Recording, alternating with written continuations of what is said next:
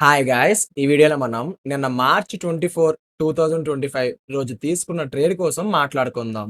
అలానే నేను ఈ ట్రేడ్స్‌లో ఎంత పర్సెంటేజ్‌ని గెయిన్ చేశానో స్టెప్ బై స్టెప్ తెలుసుకుందాం. Welcome to my channel. This is Bhaskar.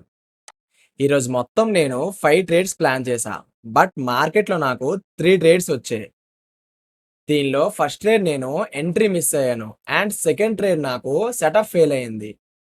ఈ 2 ట్రేడ్ కోసం కూడా మనం లాస్ట్‌లో మాట్లాడుకుందాం గానీ, ఇప్పుడు థర్డ్ ట్రేడ్ కోసం మాట్లాడుకుందాం.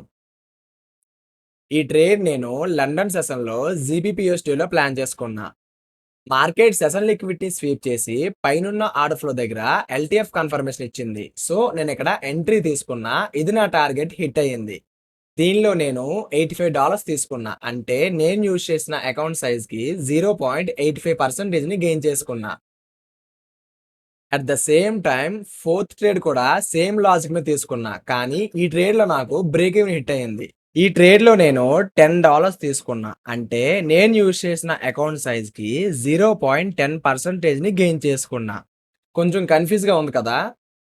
థర్డ్ ట్రేడ్ కూడా సేమ్ లాజిక్ మీద తీసుకున్నాడు. టార్గెట్ హిట్ అయింది. అలానే ఫోర్త్ ట్రేడ్ కూడా సేమ్ లాజిక్ మీద తీసుకున్నాడు. బ్రేక్ ఈవెన్ హిట్ అయింది. ఎందుకు?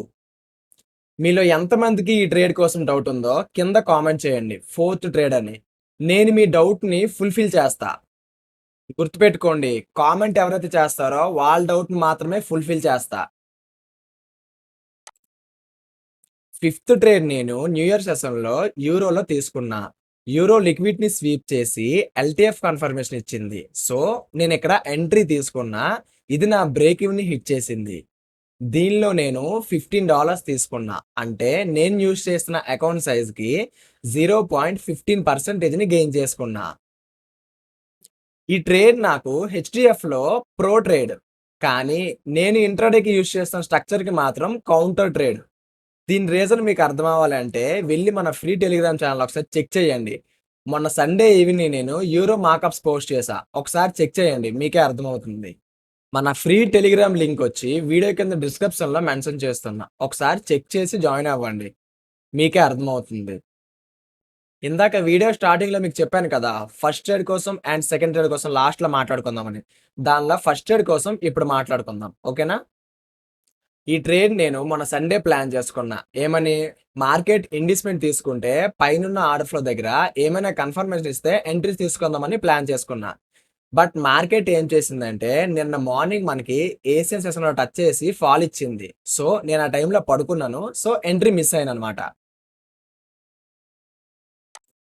ఈ ట్రేడ్ నేను జీబీపీఎస్టీలో ప్లాన్ చేసుకున్నా. ఏమని? మార్కెట్ కనుక ఇండిస్‌మెంట్‌ని స్వీప్ చేసినప్పుడు ఎల్టీఎఫ్ కన్ఫర్మేషన్ ఏమైనా ఇస్తే ఇక్కడి నుంచి సెల్ సైడ్ ప్లాన్ చేసుకున్నా.